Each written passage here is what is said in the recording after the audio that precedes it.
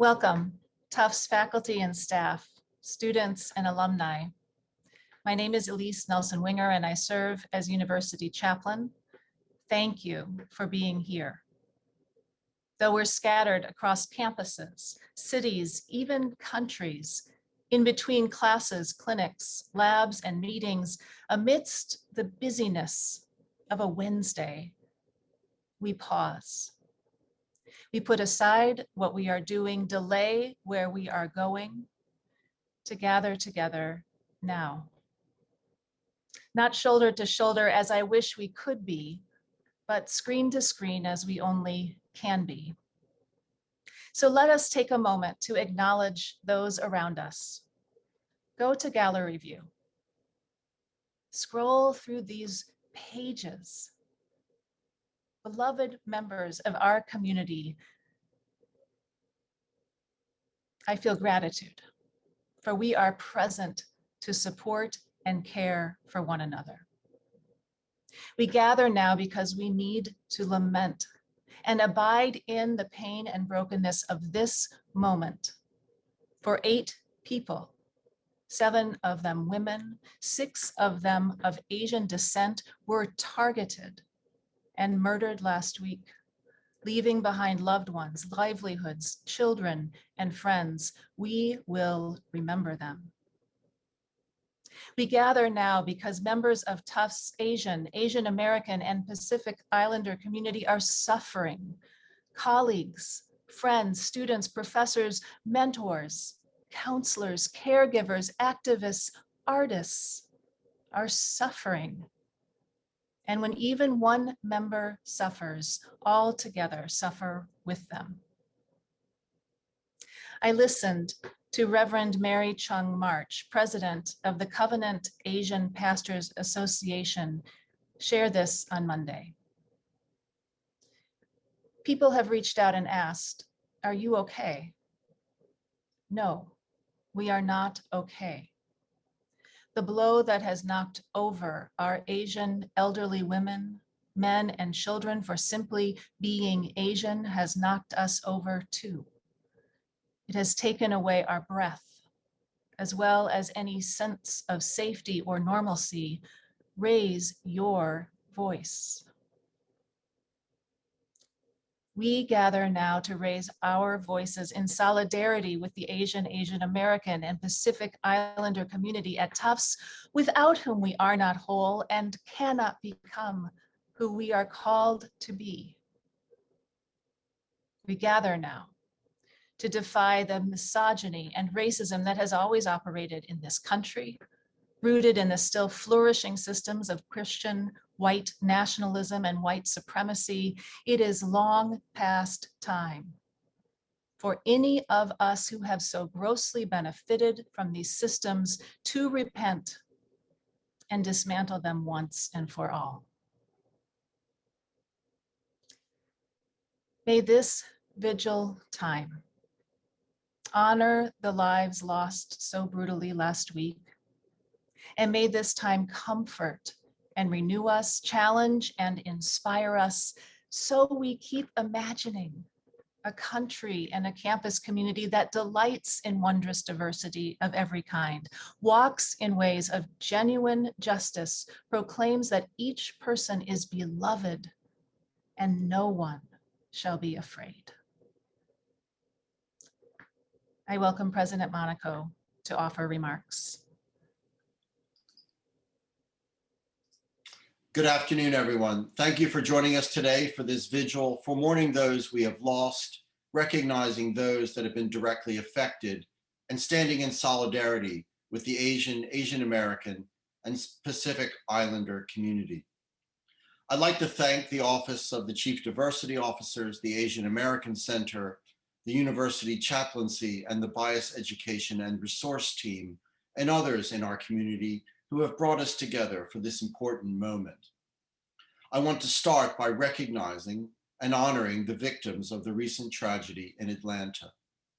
While that disastrous event served as a catalyst for this vigil, incidents of racism and bias against the AAPI community have been steadily increasing for quite some time. The Asian community in this country have faced repeated acts of bigotry and bias throughout our history.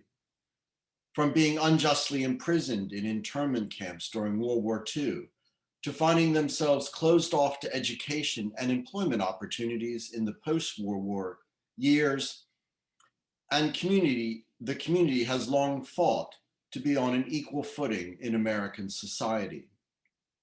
While there has been many proud gains since that time by the AAPI community, a disturbing undercurrent of racism has also continued, which has been emboldened in recent years to become more public, especially during the COVID-19 pandemic. But we are sadly not immune to this phenomenon, as incidents of bias against the AAPI community have indeed increased over the past year. I unequivocally denounce these acts of racism, hate, bias, and bigotry. There is no place for that at our university, in our society, or anywhere in the world. And as part of our anti-racist initiative, we are indeed paying attention and actively addressing anti-Asian hate and working on increasing education and awareness opportunities on our campuses. Our own university has a long and proud relationship with Boston's Chinatown neighborhood as our neighbors in the health science campus in the city. Once again, I am grateful to everyone here for joining us this afternoon in solidarity. We now transition to a time of remembrance and healing. Thank you.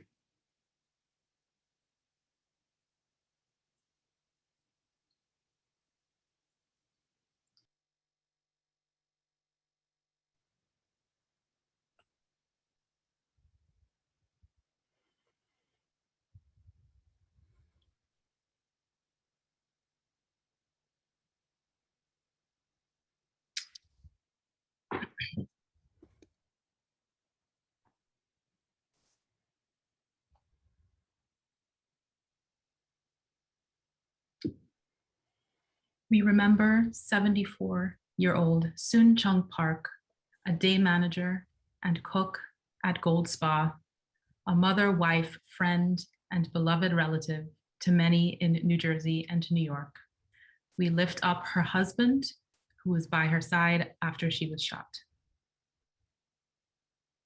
We remember 51-year-old Hyunjung Grant, an employee at Gold Spa, a loving mother to two sons, Eric and Randy, who relished time with them on days off, loved sharing Korean food with them, and never wanted them to worry. She had been an elementary teacher in Korea and worked now to help her sons with college tuition.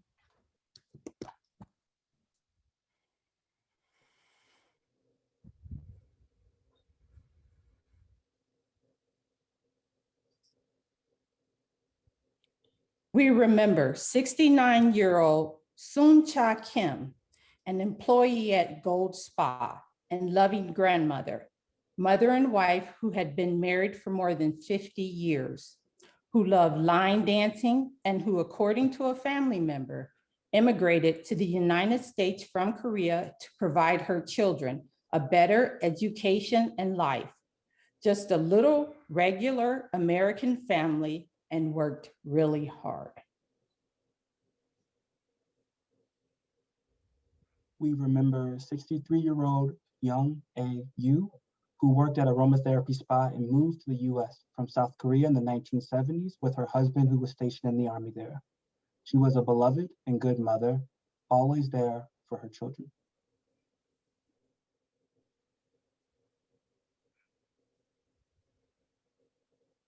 We remember 49-year-old Xiaojie Tan, called Emily by her friends, the owner of Young's Asian Massage. She was originally from China and was known as the sweetest, kindest, most giving person. She was a proud mother to a cherished daughter, Jamie, spouse to husband, Jason, an admired businesswoman and friend to many. We remember 44-year-old Dao Yo Feng, a new employee at Young's Asian Massage. We remember 33-year-old Delena Ashley Yan, a customer at Young's Asian Massage, whose husband was also there, ready to enjoy a day together despite their busyness of raising 2 children and working as a server at a Waffle House restaurant. She was considered a rock for her family, always there for them.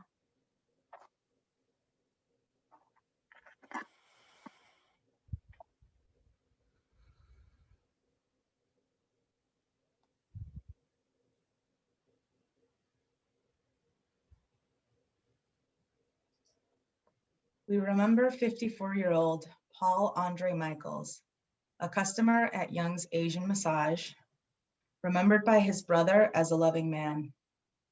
And we lift up Elcias R. Hernandez Ortiz, a beloved husband and father who was shot that day and is recovering after surgery.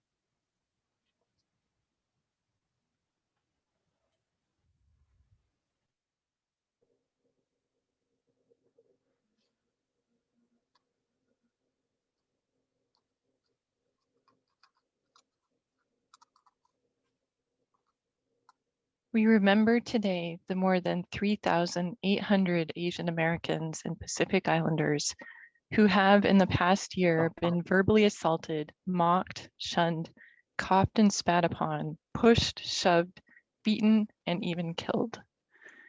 We lift up women who have been targeted more than twice as often as men, who are too regularly diminished and dehumanized by the evils of racism and misogyny. We grieve for the harm that has been done to every person and to all who love them. We remember especially 84-year-old Icha Ratanapakdi and 75-year-old Pak Ho, both fatally attacked in California.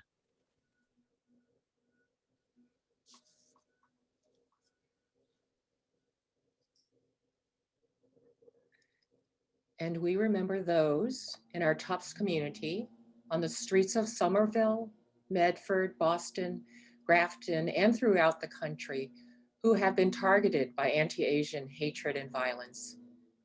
We lament that Asian and Asian American members of our community experience fear and anxiety, do not feel safe in their own neighborhoods, worry about their families and their friends at home.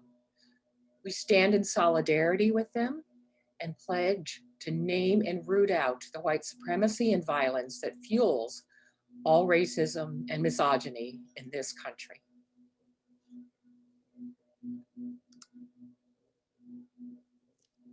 Together we mourn, and we will remember. I would now like to welcome Annie Kim to introduce a piece that she has prepared for today's vigil.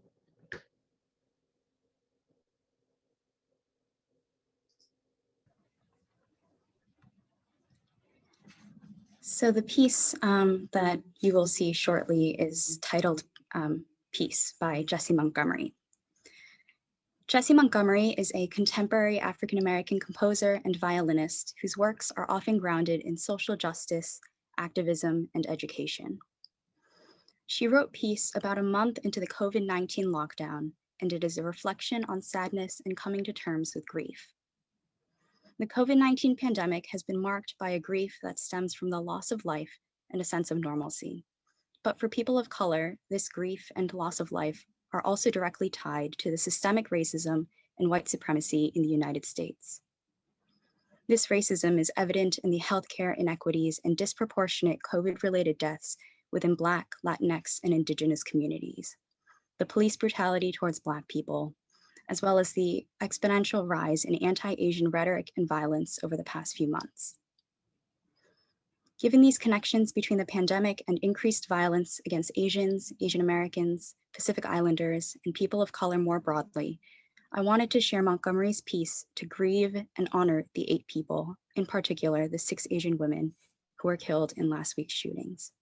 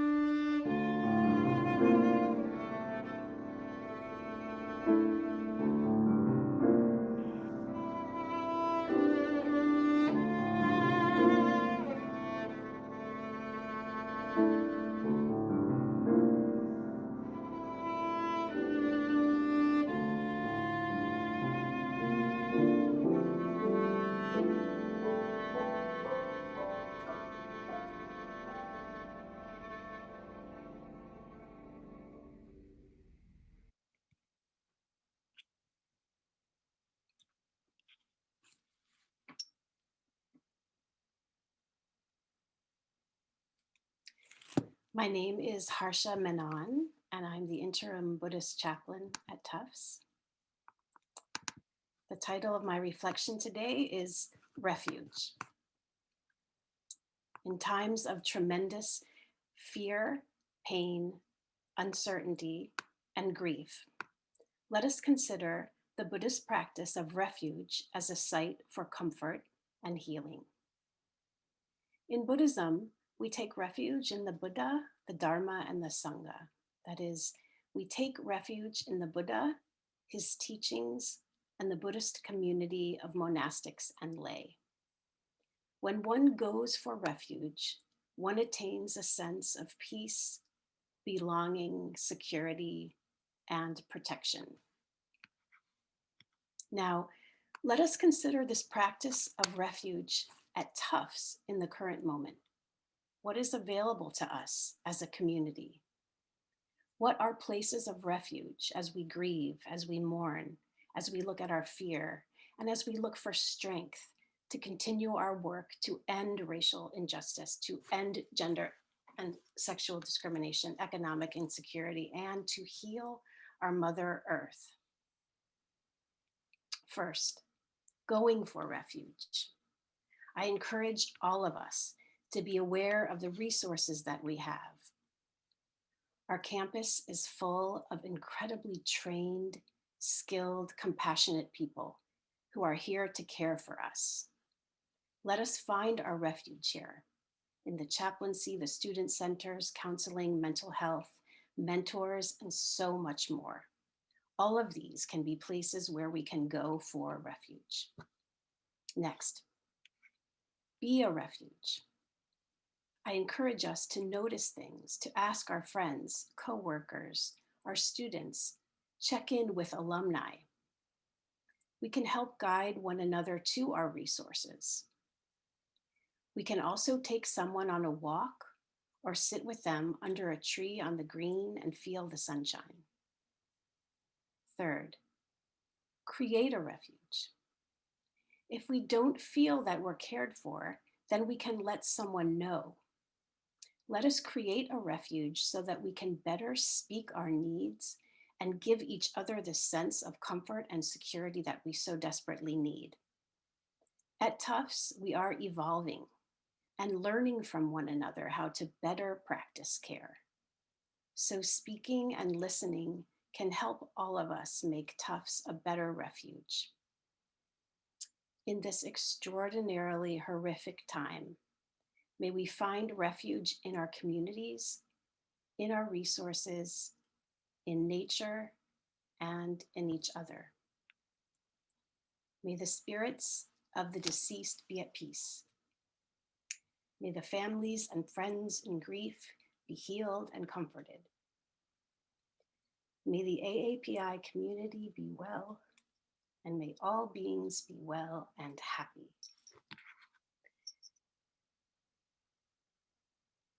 And now I would like to introduce Dr. Joyce Saki.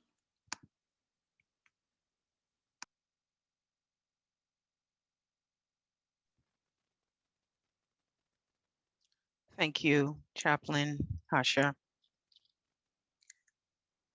We would like to share resources that go beyond today's vigil.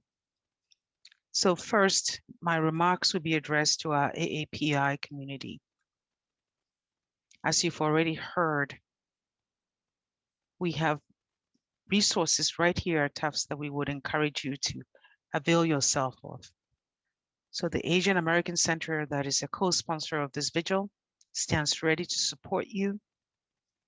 Our Division of Student Diversity and Inclusion, and all the 6 centers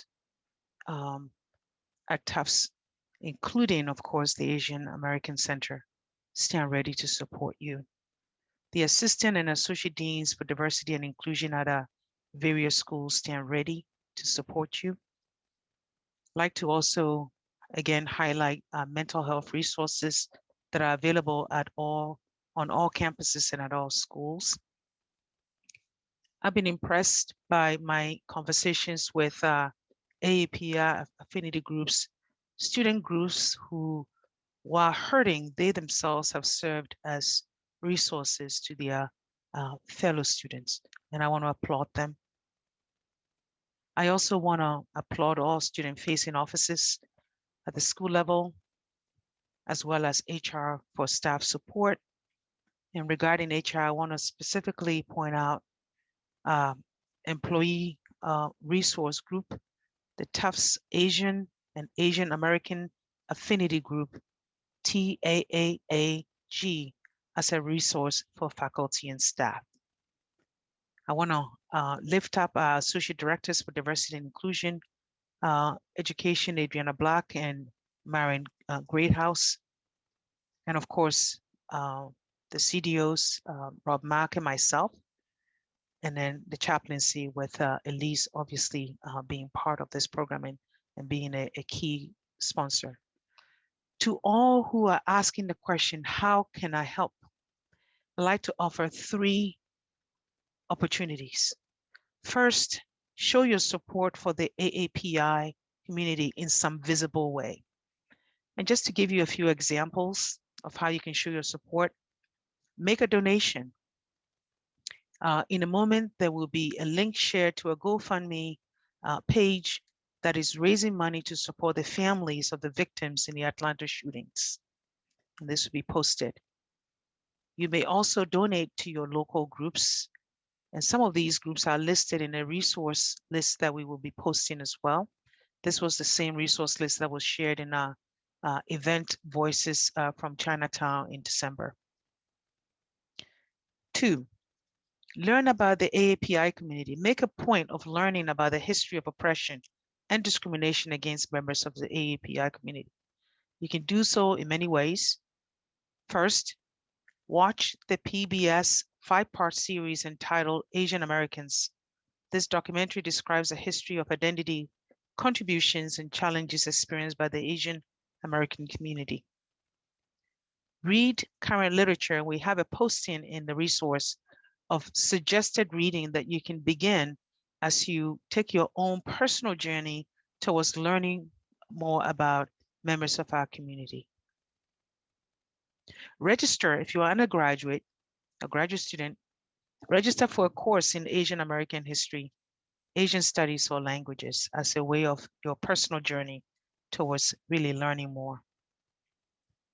The third step you can take besides showing your support visibly, learning about the AAPI community, is to act to make change. We would like to invite you to attend the Bridging Differences Tufts Table event next month that will feature Erica Lee, a renowned historian who also is a Tufts graduate, will be visiting with us on April 20th, excuse me. We will also have a Tufts Table event following that. And so we'll encourage you to engage with the community as we discuss together how we can take steps towards change. Call attention to anti-AAPI hate. Report incidents to the Office for Equal Opportunity.